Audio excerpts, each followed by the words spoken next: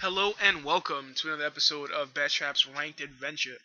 Picking right up with a 3v3 match between my team Dire Wolves and this other team Alliance Knights. We have myself on Rengar. We have Madmido on Mordekaiser. Way. And we have Star Wars Mike playing Ash. Uh, Here we decide we're going to go for a three-man gank. Because Mordekaiser is pretty strong early. Rengar is very strong early. Poppy not so much. Fiora not so much. I mean Fiora can be, but it depends on what she takes, and it has to be her team that initiates if she's going to be effective, which definitely says something for uh, for her ability to be effective in a three-man gank.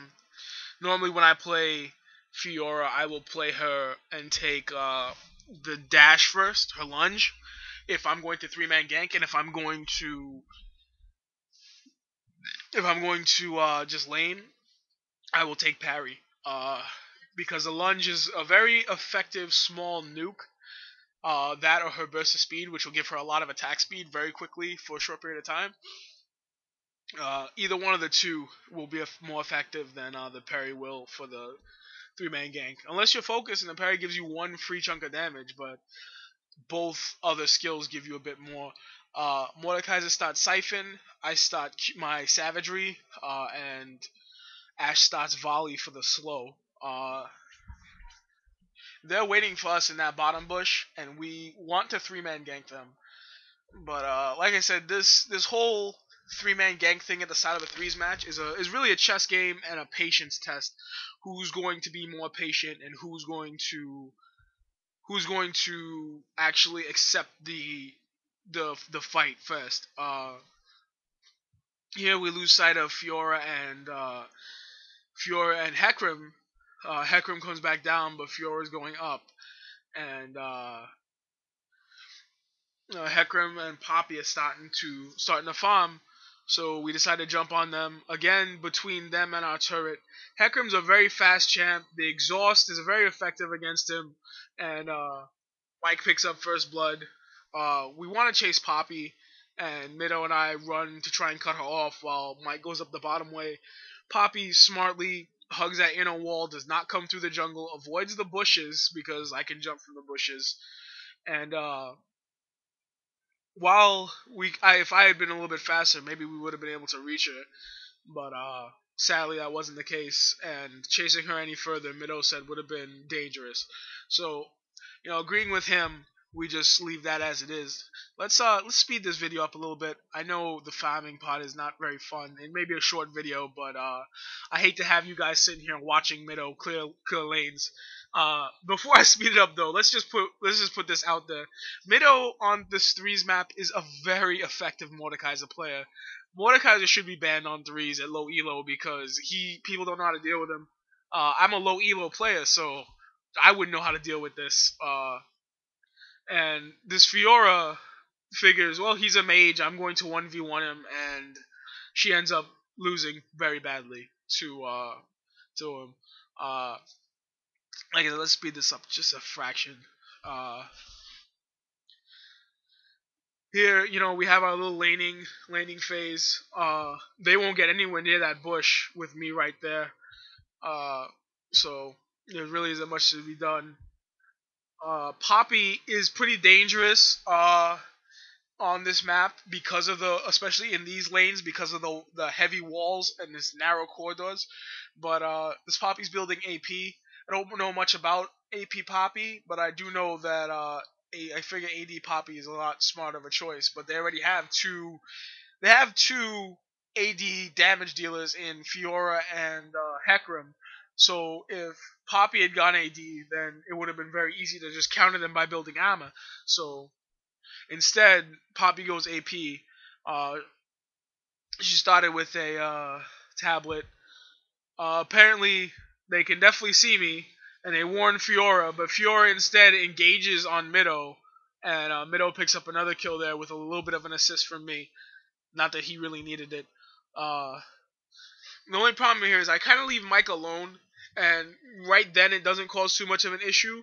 But leaving Mike alone, he's a squishy carry down there against well rank Heckram is kind of a bruiser. I mean, he ends up being tanky by the end of the game.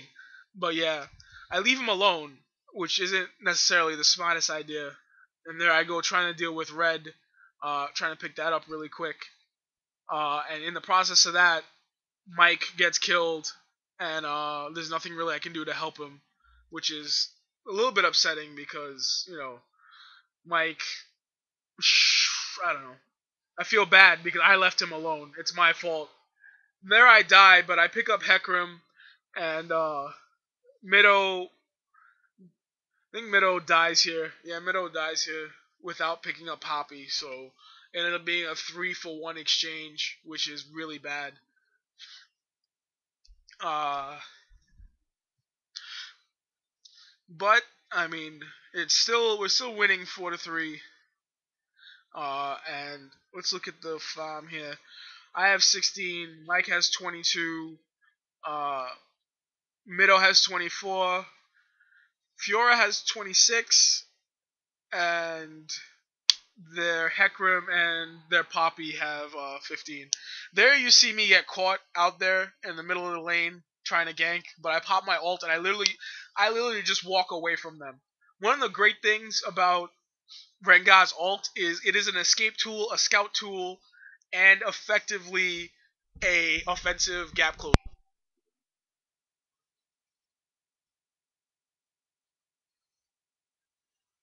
You just see us trying to pressure our lane a little bit. I really want to go on them, uh, but then Mike gets caught out. Uh, I'm able to kill Poppy, but Heckram exhausts me and he kills me. So Heckram ends up getting a double kill, which is not necessarily a good thing for our lane. Uh, it's kind of bad. Like myself and Mike are sort of throwing this game, but Mido is playing Mordekaiser, and something I've learned is that he's very, very effective on Mordekaiser. So in fact, he's so effective that I think we might need to stop picking him up in case we get first pick so that we can pick him first. Um, Here, I stupidly go ward red, and I really want to do red, but I can't. But the stupid thing about it is I ward red and then leave Mike alone again, and that's just really a bad idea. He's not tanky; he's a carry. I need to be there to just protect him, and I fail at doing that. Bad friend. Uh, Again, we want to go on them, and they do us the favor of going on us underneath tower. Uh, I'm able to kill Poppy there, but I die to Heckram. And here Mido comes and draws him close enough to the turret that he's able to pick up. He's able to pick up 2 kills. He kills Fiora, and he's able to kill. He's able to kill uh, everybody pretty much. I mean, that's just basically what he's doing today, killing everybody. Let's look at what we're building. Mido has Hextech Revolver. He's got the M Pen boots. He's got Blasting Wand and Thorn Shield. I have my Tooth. I have Ninja Tabby. I have a Kindle Gem and wards. Wards are so important. Vision is so important on this map. The enemy team. Fiora has a Brutalizer. I wouldn't have started a Brutalizer on her. I would have got some sort of Lifesteal. I think Lifesteal works really well with her innate.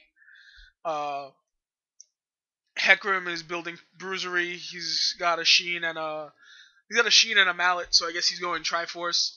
Poppy has a pickaxe, Ninja Tabi, and a tome. Here's the problem though. Fiora obviously is going to build offensive boots. Now, both and Heckram and Poppy built anti-melee boots. This Fiora just gets crushed again in top by Mido. I don't know why she's just engaging him face on when he keeps killing her. The the the Poppy and the Heckram both build melee boots, which I guess is wise for their lane, but Right now, Mordekaiser is 5-1. You'd probably do better to build some magic resist there versus building against myself and Poppy, myself and Ash. Here, not only do I lose red, but we end up losing Mike and myself both to Fiora. Uh, but Mido does pick up one kill, which is effective. Though we're gonna lose this tower because Fiora can push really well, and with Hecarim, the lifesteal aura is only more helpful. So we lose a turret there. We're still ahead in kills by one. Mido just I don't understand this Fiora. This Fiora decides to back in the middle of the lane, gets killed. Uh, we end up trying to dive Poppy with the Fiora Ghost. I exhaust Hecarim so he can't really chase Mido. We kill Hecarim. I kill Hecarim, which is nice. I get a kill. And now it's time to run. So we back off. Right now I'm building toward a Brutalizer. Like I said in the last Ranked Adventure video, I'm really liking building into Brutalizer. It offers a lot of offensive stats for him that really complement what you get off the necklace. Here we take Dragon right in front of them, uh, and then we jungle a little bit because I really like that the cooldown reduction buff. I ult to try and get away from some of the damage, and they chase us to the turret, but they don't chase us all the way through. Thankfully for them, so we regroup. I go pick up my Brutalizer, another ward. I build my Spirit's Visage. Uh, Mido kills Fiora again, again, and we chase into the turret. We use a Fiora Ghost to tank the turret, and we just kill the turret and ignore them. And then we pick up Mido picks up another 2 kills on them.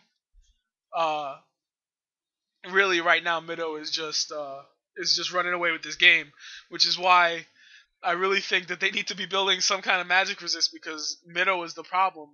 Like I'm doing damage, but Mido is and Ash is doing damage, but Mido is who's killing everybody. Here, let's look at Poppy. Poppy's got a Ginsu's range blade and a Sheen. Hecarim has all 3 pots of the Triforce and a Doran's blade. Fiora has a Brutalizer, offensive boots, Doran's blade, and she's got a BF sword now. But we're at the point where that BF sword should have been completed already.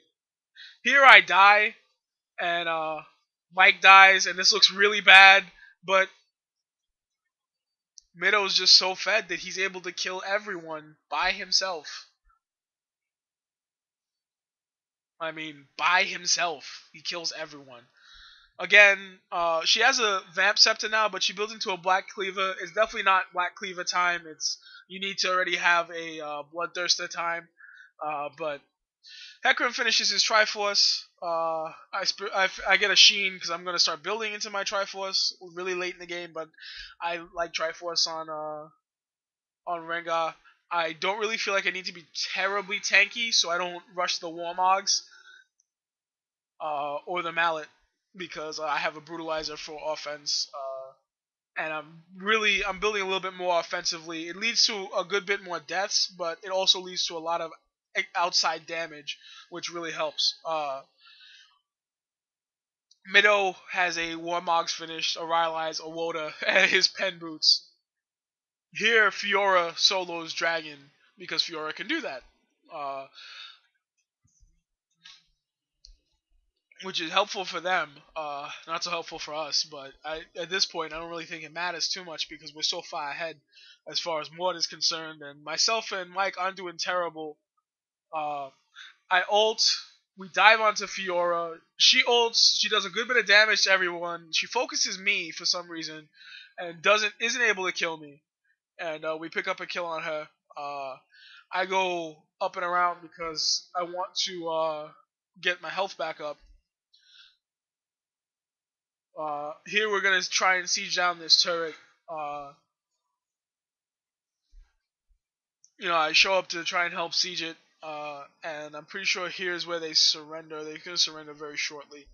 Uh, I mean, just got to a point where Mordekaiser was way too fed.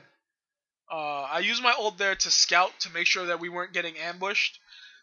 With Ash's scout and mine, we have a good bit of scouting potential. Uh, I don't have it now. It would have been kind of effective now.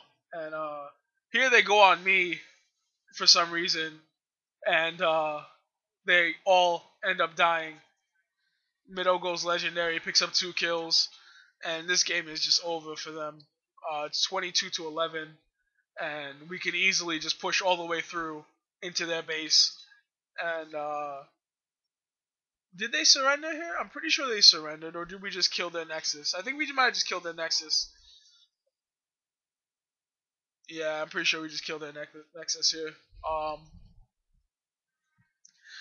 it's one of those games where Mordekaiser just snowballs out of control, and we end up beating them pretty badly.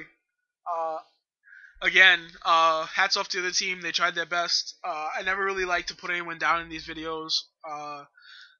I wouldn't want anyone to think that the enemy team is just a terrible team because they definitely were doing work. Their Hecarim was 6 and 7, which isn't bad. Their Poppy had 8 assists. So it was just a poor luck game for them that we got Morde. I mean, Mido went 16-1-4. It's just he was played really really well. Uh, I have some pretty good friends, Brandon Madmido and Mike Star Wars. Get it, Mike Star Wars. Anyway, I have some pretty good friends who have been carrying me with our low elo adventures. I have some more videos planned. I haven't really been able to keep up with the Rengar Bolo Gang series because we've been doing a lot of ranked and I've been trying to play some different junglers. But definitely that'll be updated. The ARAM series is not a daily series. I've been catching a little bit of messages on that, but I just need more people to play ARAMs with. I hate queuing into them by myself. Either way, have a good rest of the day. I really hope you enjoyed the video, and I'll catch you in the next episode.